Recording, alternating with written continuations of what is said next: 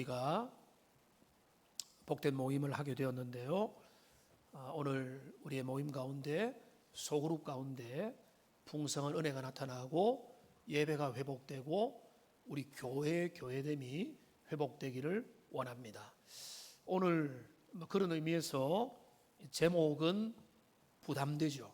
손상된 십자가라고 하는 그런 제목인데요. 여러분 십자가를 머릿속에 한번 떠올려 보십시오. 여기 가로축과 세로로 해서 그리스도의 십자가가 있고, 여러분이 잘 배우고 들은 것처럼 십자가의 이 가로와 세로는 세로는 하나님과의 우리의 수직적인 관계를, 가로는 우리와 이웃과 성도 주변과 수평적인 관계를 상징한다, 이렇게 되어 있습니다. 그래서 십자가의 이 두 축은 우리의 신앙의 뼈대를 이루고요. 그런데 이 두 축 중에서 하나가 없어지거나 크게 모자라면 복음에서 손상이 일어나는 겁니다.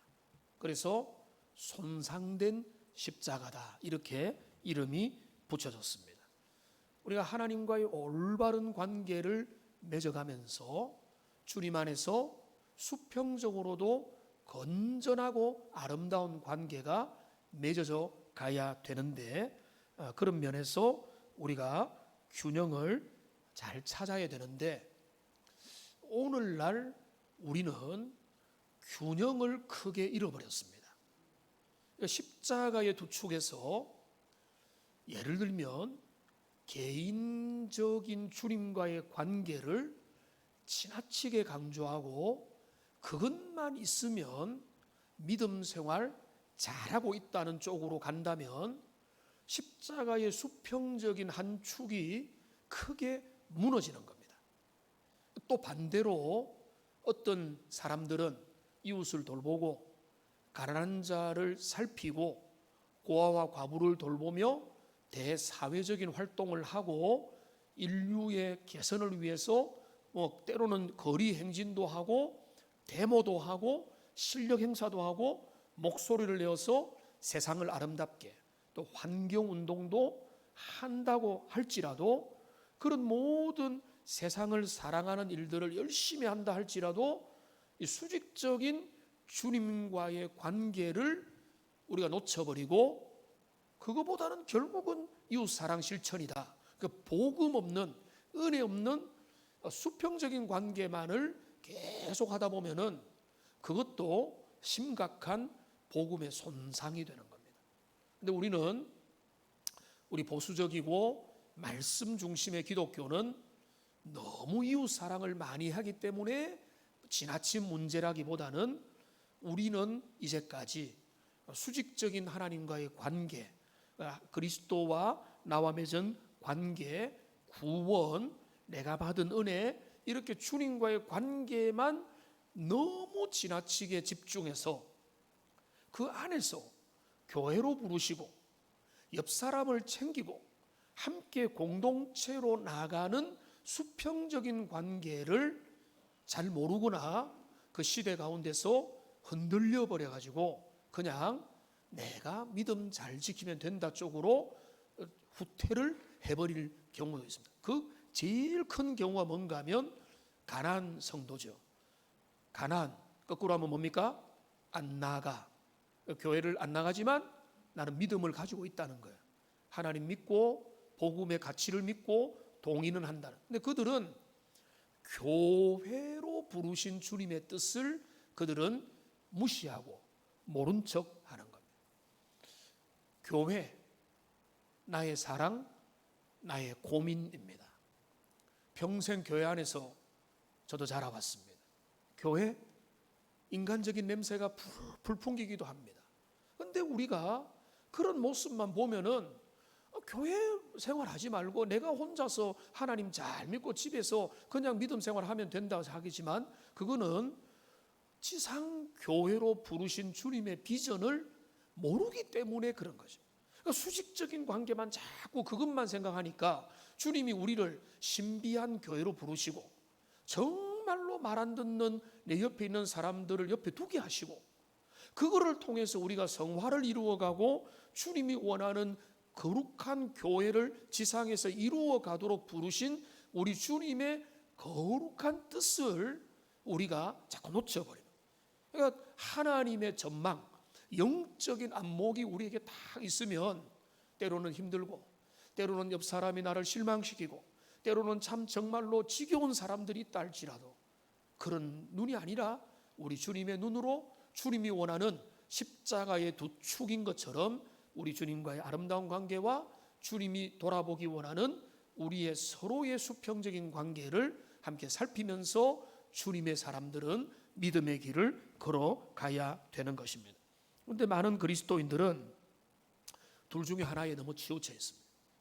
우리 보수적인 그리스도인들은 하나님과의 관계만을 더 많이 강조를 하거나 사회적으로 관심 있는 사람은 대사회적으로 목소리를 내고 연대를 하고 그들에 대하여 아주 몸을 던지는 그런 대사회적인 섬김에 대한 강조를 하는데 결론은 뭔가 하면 첫째는 이것이고 둘째는 이것이다라는 우리 주님의 명령대로 이 십자가의 양축을 절대로 포기해서는 안 돼요.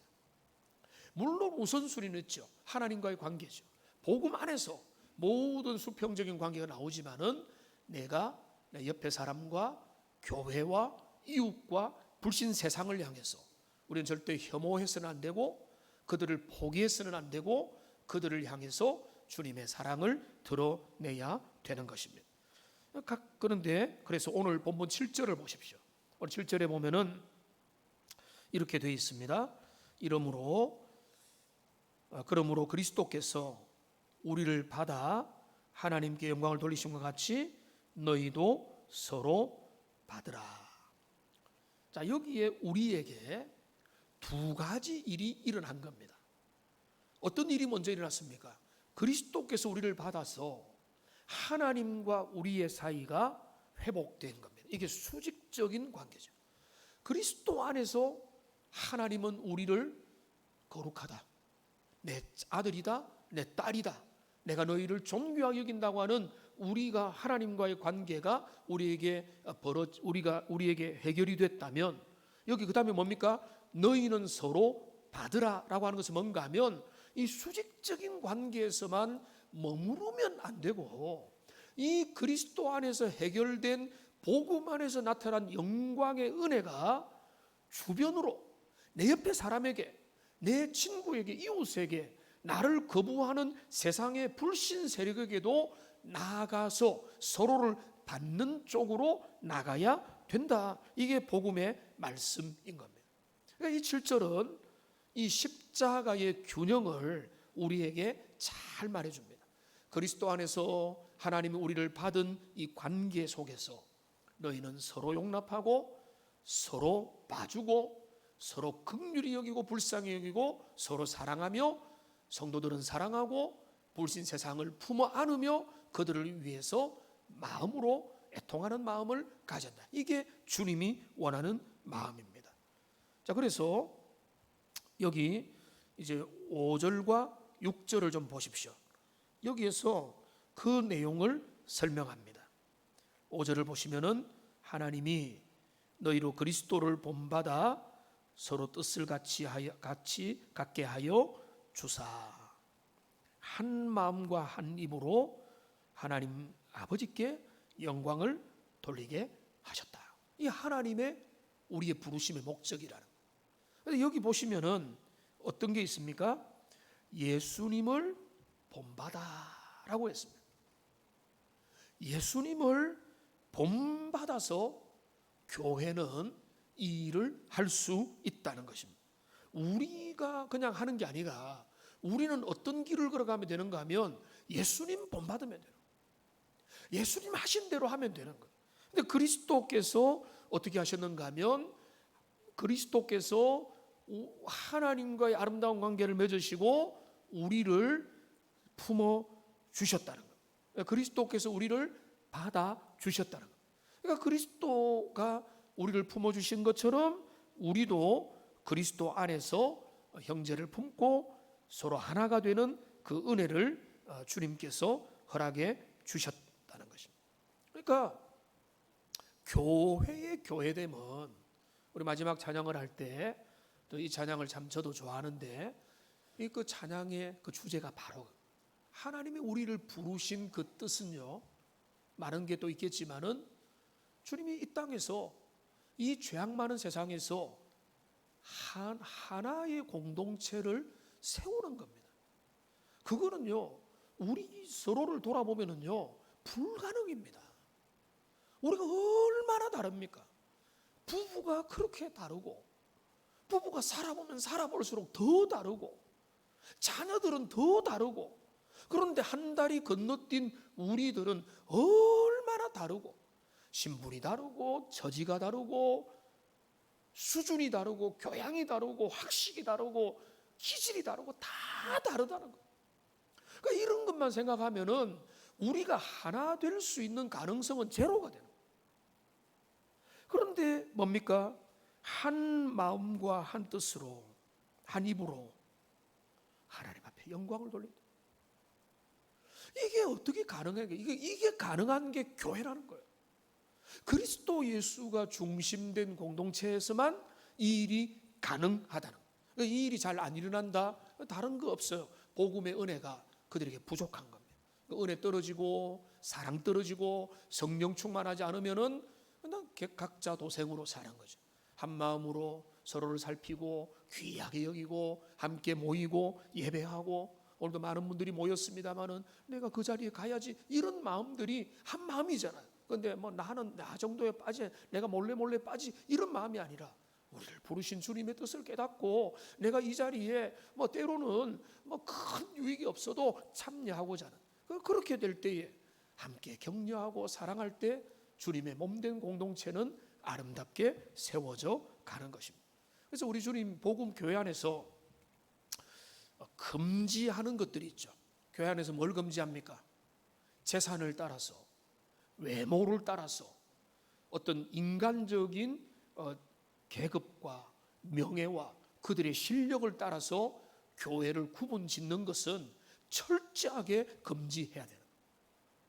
교회 안에 그런 것 때문에 잘 먹고 잘 사는 사람들끼리만 모여가지고 우리끼리 모임을 하자, 그거는 제가 도시락 싸고 가서 말려야죠. 그럼 복음에 정반대되는 거니까. 그러니까 남녀의 차별을 두는 것도 반대하는 거예요. 그리고 주인과 종이 하나가 되는 거예요. 우리 한국교회 초대 복음의 역사가 한국교회에 막 일어나니까 종이 먼저 장로가 됐죠. 그런데 그 주인, 그 집에 이제 마름이 장로가 됐는데 그 주인이 그 장로의 장됨을 인정해주고 존중하고 그렇게 잘 따라줬다는 거예요. 복음이 그 한국 사회의 혁명으로 다가왔기 때문에 가능한 일이죠. 그런데 인간적인 원칙으로, 유교적인 사고방식으로, 세상적인 어떤 권위의 방식으로 그대로 나가는 것은 복음에 반대되는 거예요. 복음은 엄청난 놀라운 거예요. 세상의 충격을, 세상은 재산을 따라서, 실력을 따라서, 뭐 등급을 따라서 뭐 이렇게 가는데요. 재밌는 이야기인데 재미가 없을 수도 있습니다. 어떤 여자 전사님이 계시는데 지금은 60이 훨씬 넘었을 건데, 그 전사님이 오래된 이야기입니다. 백화점에 갈 때에 티코를 타고 백화점에 가서 1층에 그 좋은 자리에, 티코가 아니라 프라이드네요. 프라이드를 타고 그 자리에 세워달라고 했다. 사람들이 그 이제 앞에서 하는 벨보이나 이런 주차 요원들이 막 금지를 하면은 이분이 자존심이 얼마나 셌는가 하면은 법적인 근거가 뭐냐 해가지고 굳이 그분한테 안 되는 이유가 없으면은 대달라고 해가지고 굳이 대신 전도사님에게 했어요. 세상은 근데 저 같은 사람은 그런 마음의 배짱이 없어가지고 알아서 거기에는 갈 생각을 안 합니다. 거기에 뭐 차대를 하고 생각을 안 하죠. 세상은요, 돈 많고 능력 많으면 대우를 해주는 게 세상의 방. 근데 교회는 그런 거 아닙니다. 교회는 모든 자들이 함께 그리스도 안에서 형제요, 자매요, 형이고 동생이고 그런 어떤 아버지를 모시고 있는데, 그런데 오늘 본문에 보면 구분을 짓는 게 있어요. 성경은 구분 짓지 말라고 했는데 본문에 보면은 구분을 짓고 있어요. 1절을 보세요. 믿음이 강한 우리와 믿음이 약한 자를 구분 짓고 있어요. 신앙이 성숙한 사람과 신앙이 약한 자를 구분 짓고 있는데, 여기서 구분을 짓는 이유가 중요합니다. 그러니까 믿음이 강한 자는 표창을 하고 믿음이 약한 자는 꾸중을 하기 위해서 구분을 짓는 게 아니고요. 여기에서 뭘 강조하는가 하면 믿음이 강한 자는 해야 될 일이 있어요. 그게 뭡니까? 약한 자를 받으라는 거예요. 저들을 봐주고 저들을 이끌어주고 저들을 섬겨주고 기다려주고 사랑을 퍼부어주고 저들을 위해서 너희의 것들을 나누어 주라는 거예요. 그게 믿음이 강한 자와 약한 자를 나누는 거죠. 믿음이 강한 자가 우리는 강한데 너 왜 약하냐라고 정죄하고 판단하고 비판할 게 아니라, 믿음이 강한 자는 약한 자를, 그 약한 것들을 귀하게 여기고 기다려주면서 때는 있겠지 그러면서 공급해주고 먹여주고, 그렇게 위해서 이거를 구분한 거지. 강한 자는 상 더 많이 주고 약한 자는 구석에 앉아서 너 손 들고 서 있으라, 이런 의미가 아니라. 그러니까 철저히 이 구분을 하는 의미도 뭔가 하면 강한 자가 약한 자를 섬기는 공동체가 된다. 이게 교회의 비전이 되는 것입니다. 그래서 오늘날 저도 어디에 치우쳤냐라고 하면은 이 수직적인 관계에 치우쳤다고 봐야 돼요. 우리들 중에 거의 90%는 수직적인 관계 중심으로 신앙을 배워왔습니다. 그런데 그리스도의 복음의 십자가는 수직만 있는 게 아니라 수직과 수평으로 이어지는 겁니다. 그러니까 우리가 성화도 마찬가지예요. 이제 이게 결론으로 나가는 건데, 우리가 거룩해져 간다, 성화되어 간다라고 할 때는 주로 어떻게 하는가 하면 성화의 단계와 목적을 주님과 좋은 관계를 가져서 그리스도 안에서 더 깊이 더 성숙하게 믿음으로 나간다, 이런 쪽으로 생각만 하는 겁니다. 그런데 우리가 성경을 보면 분명히 하나님 앞에 나가는 정면도 있지만은 그 성화의 중요한 목적이 뭔가 하면 사랑이 많아지는 거예요. 내 옆에 사람을 챙기는 거고 다른 사람을 불쌍히 여기는 것이고 관계에서 열매를 맺는 것입니다. 예를 들면 갈라디아서 5장에 보면은 성령의 열매가 나오고 육체의 일들의 열매들이 나옵니다. 그러니까 육체의 소욕 그리고 성령의 소욕으로 딱 나누어지는데, 육체의 소욕을 다른 말로 하면은 자아 중심입니다. 나 중심입니다. 그러니까 내 중심으로 모든 것들을 이루어 가려고 하는 마음이 육체의 소욕을 따라 움직이는 겁니다. 근데 성령의 열매, 성령의 소욕은 뭔가 하면 여러분 다 알죠? 사랑과 희락과 화평과 오래 참음과 자비와 양선과 온유와 절제, 이 모든 것들을 가만히 생각해 보면 이거는 뭔가 하면 다른 사람과의 관계예요. 참고 부럽게 대하고 봐주고 인내하고 그럴 수도 있지라고 눈 감아주고, 이게 성령의 열매라는 거예요. 그 열매는 뭔가 하면 관계의 열매가 많다는 겁니다. 물론 하나님과의 관계도 있죠.